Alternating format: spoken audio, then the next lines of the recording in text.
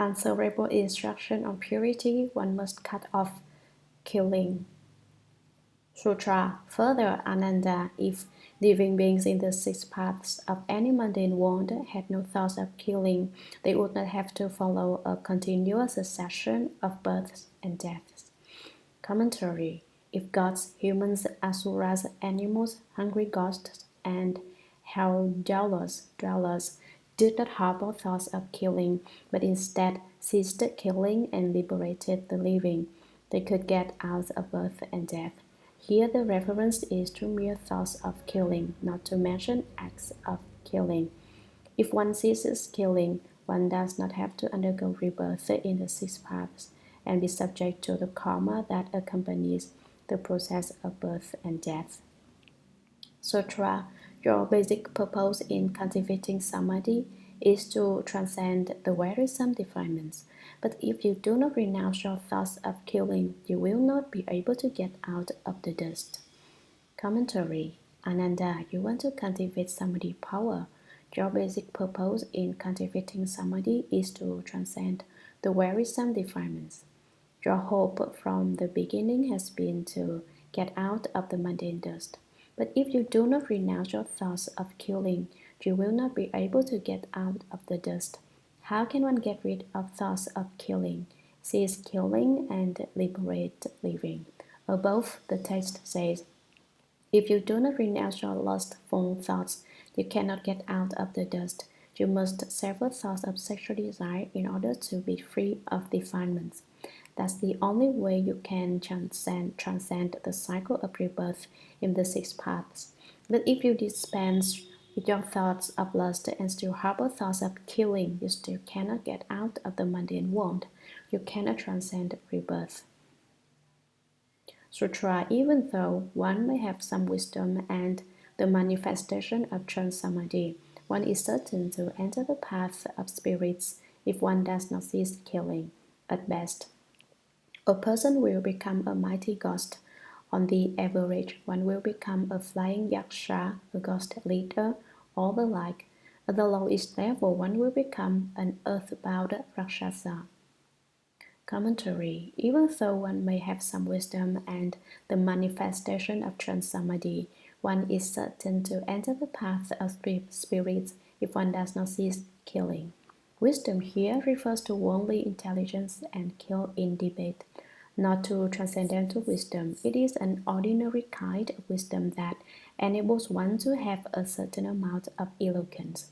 And even if you have cultivated to the point that you have kung fu in Chen, you've had some responses. Still, if you don't get rid of thoughts of killing, you fall into the realm of spirits.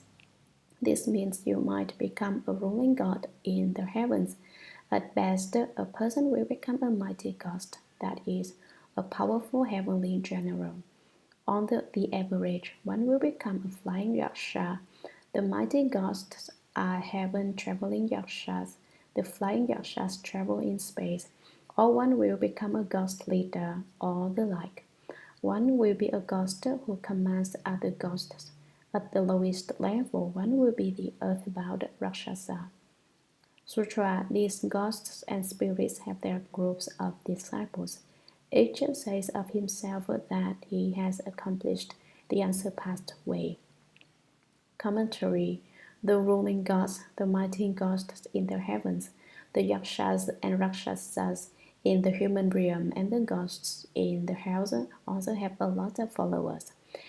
There are rich ghosts, ghosts with a little wealth, and poor ghosts. There are tens of thousands of varieties of ghosts. Quan Di Kung in China is an example of a wealthy ghost, but after he took refuge with the Buddha, he came to be known as Chia Lan Bodhisattva, a Dharma protecting spirit. In the Buddha's assembly he must stand. He has no seat assignment. However, the ghosts referred to here claim to have attained the supreme way. Sutra. After my extinction in the Dharma Ending Age, these hordes of ghosts and spirits will abound, spreading like a wildfire, as they argue that eating meat will bring one to the Buddha way. Commentary. After my extinction in the Dharma Ending Age, these authors of ghosts and spirits will about. Thus, the present time is talking about the age that you and I live in. There are innumerable ghosts and spirits in this Dharma Ending Age, all because in former lives they could not stop killing. They practiced cultivation but could not cease killing, and so they fell into the path of the spirits. In the Dharma Ending Age, these beings will be spreading like a wildfire as they argue that eating meat will bring one to the Buddha way. They say, I eat meat and I've become a Buddha just the same. I didn't have to stop killing or eat vegetarian food, but I'm enlightened and have attained the Buddha way, that is, I am a Buddha. This is like a certain person who claims to be enlightened, but who eats meat, drinks alcohol, smokes cigarettes, and has a group of young followers that he teaches to smoke marijuana and take LSD. Whoever heard of someone enlightened behaving like that? When the Buddha himself became enlightened, he did not use such dope. Now you take pills that poison your system, upset your energy balance, and bring you to the brink of death, and you still insist you're enlightened. Is that upside down or not? I ask you. Sutra, I permit the bhikshus to eat 5 kinds of pure meat. This meat is actually a transformation brought into being by my spiritual powers. It basically has no life force. Your Brahmas live in a climate so hot and humid and on such sandy and rocky land that vegetables will not grow. Therefore, I have had to assist you with spiritual powers and compassion.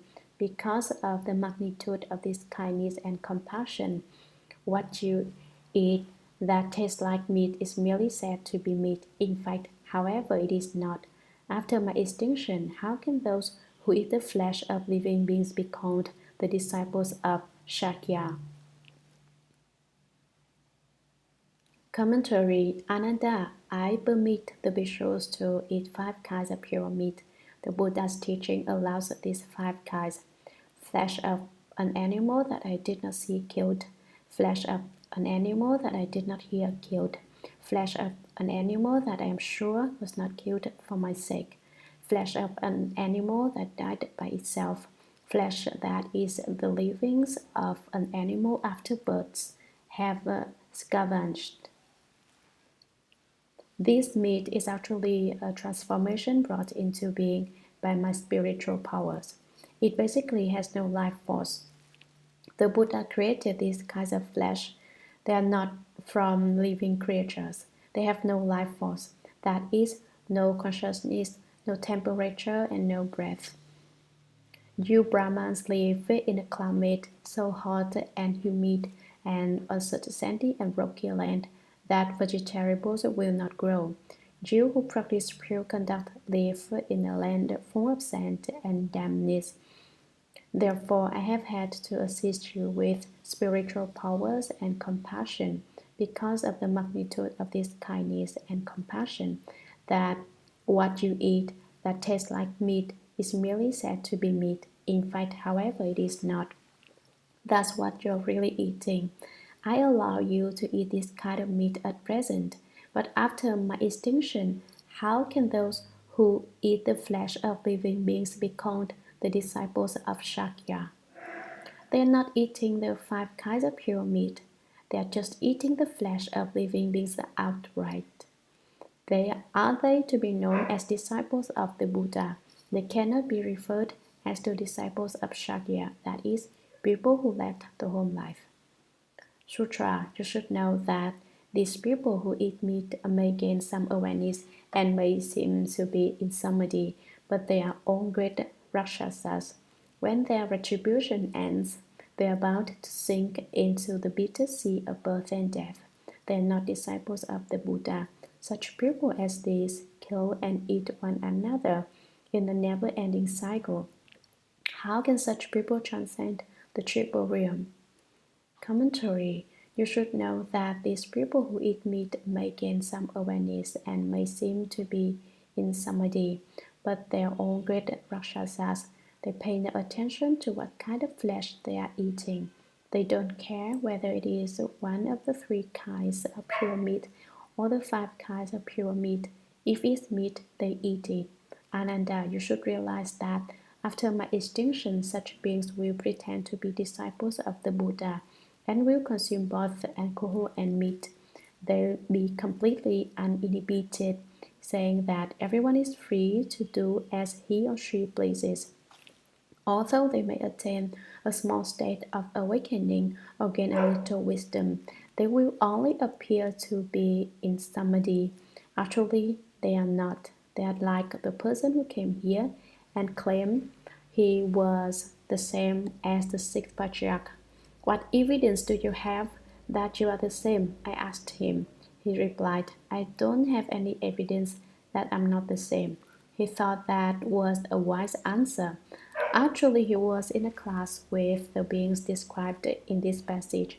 Such people may seem to have a little samadhi power, but in fact, they are great rakshasas, big demons, big ghosts. When their retribution ends, they are about to sink into the bitter sea of birth and death. They are not disciples of the Buddha. Although such people wear the Buddha's clothes and eat the Buddha's food, they are not disciples of the Buddha. Such people as these kill and eat one another in a never-ending cycle. They take life and eat meat and do not prohibit either one. They keep eating one another. You eat me and I eat you. Kill and eat, be killed and eaten. How can such people transcend the triple realm?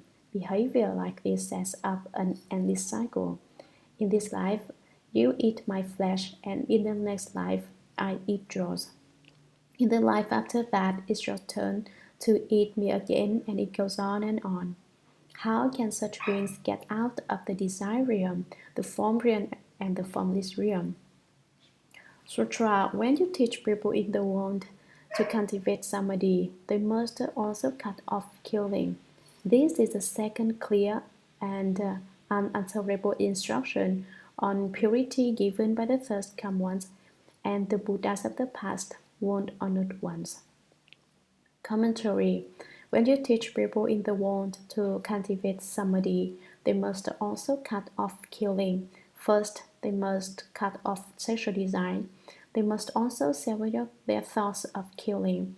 This is the second clear and unanswerable instruction on purity given by the first come one and the Buddhas of the past, warned honored ones.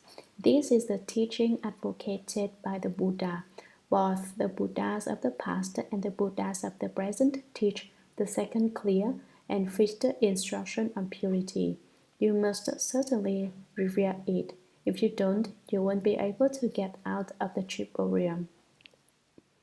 Sutra. Therefore, Ananda, if cultivators of trance samadhi do not cut off killing, they are like one who stops up his ears and calls out in a loud voice, expecting no one to hear him. It is to wish to hide what is completely evident.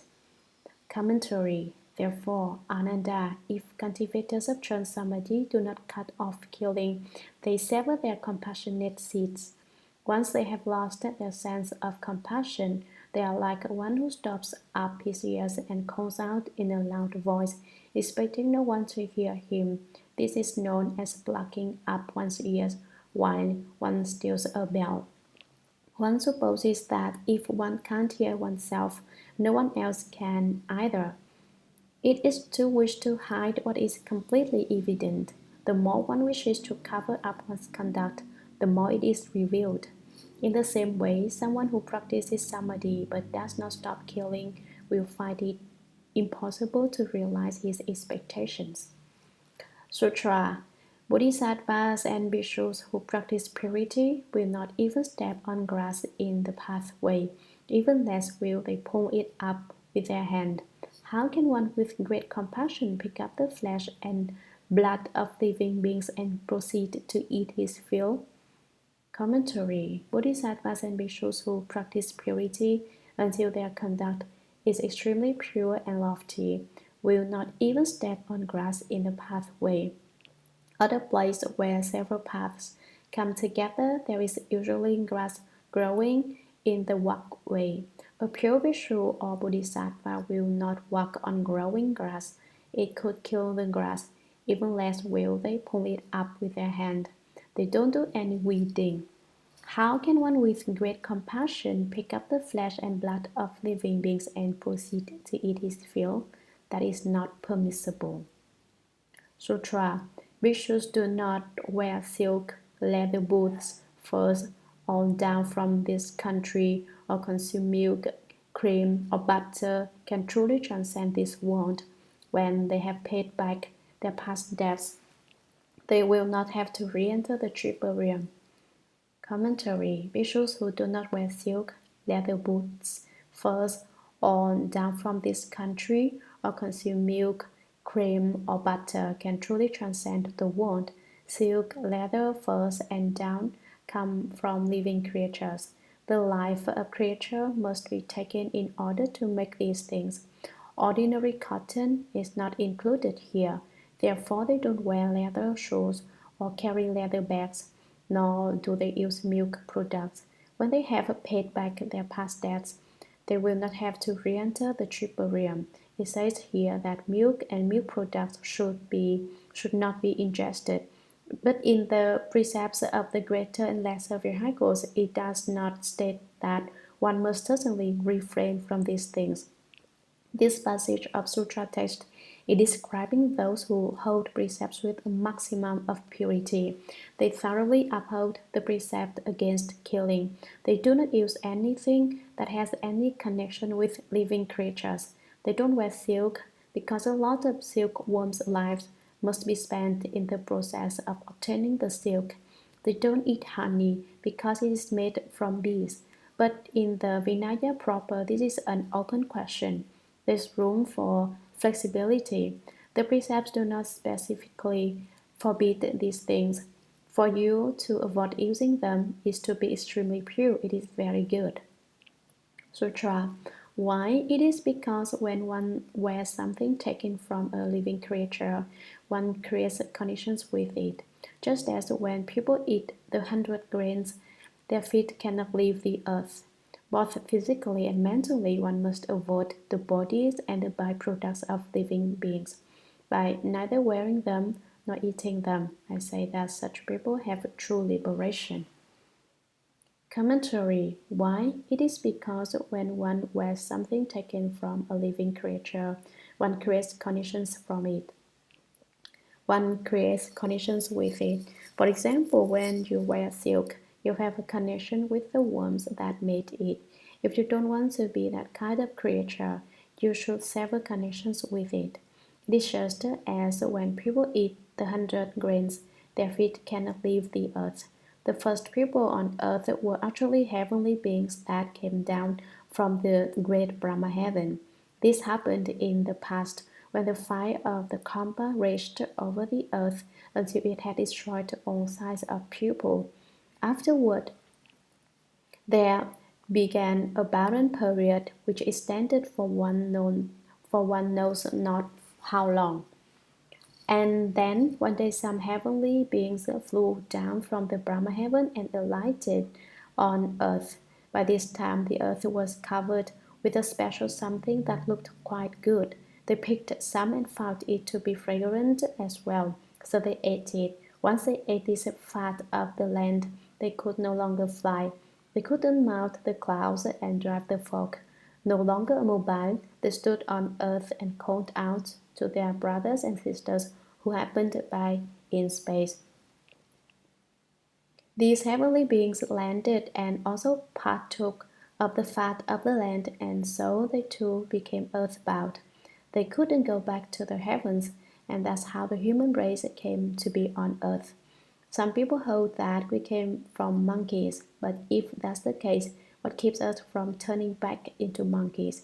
In fact, it all started when the heavenly beings came down to earth.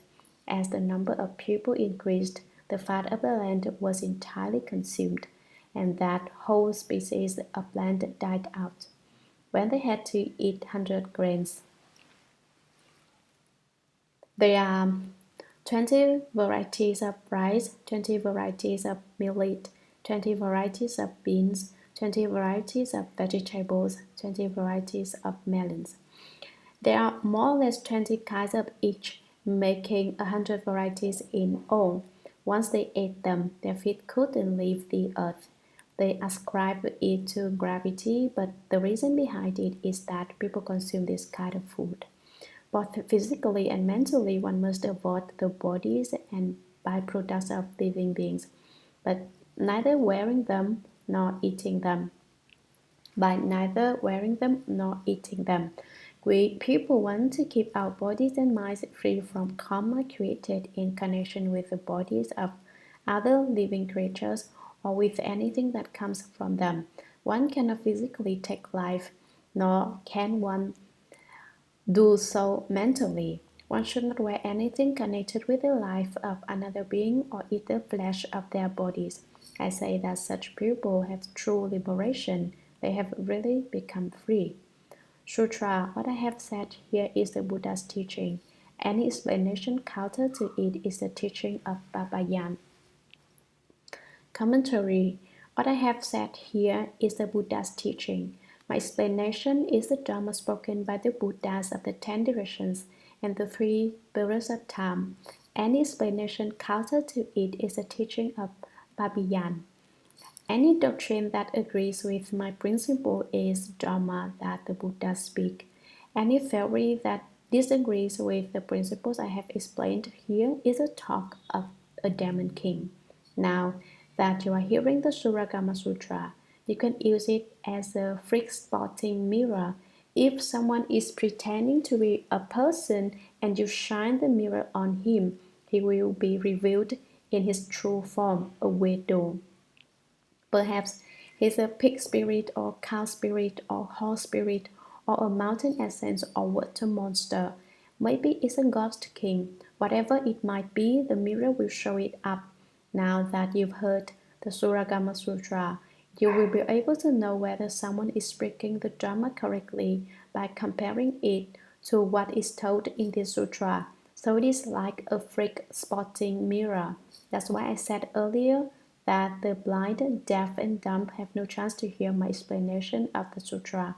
The deaf basically can't hear it, but here I'm not referring to people who are physically deaf, but to people who hear the Dharma and yet are deaf to it. Mutes also miss the point when I lecture. I hope that all of you who are able to hear the Shurangama Sutra will become good knowing advisors in the future, that you will come to genuinely understand the Buddha Dharma. Then you can teach the blind, deaf, and mute. When you lecture, you can use an amplifying system, and then even though they are outside, they will be able to hear and will no longer be deaf or mute. People who don't understand the Buddha Dharma are most pitiful. So when you have mastered the Buddha Dharma, you should go teach it to others. That means that at this stage, you should pay special attention as you study.